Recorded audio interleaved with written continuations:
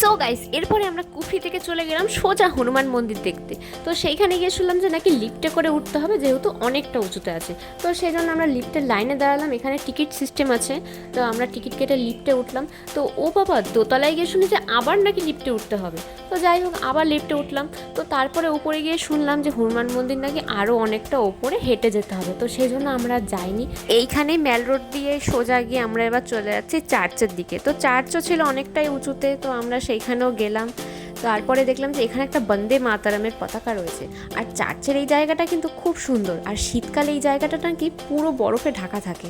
তো আমরা যেহেতু গরমকালে এসেছি, এখন আর বরফ কী করেই বা দেখবো। আর এইখানে রয়েছে একটা সুন্দর ফোয়ারার মতো, আর এইখানে দেখছি অনেকে জামা কাপড় নিয়ে হিমাচলীদের মতো সাজছে।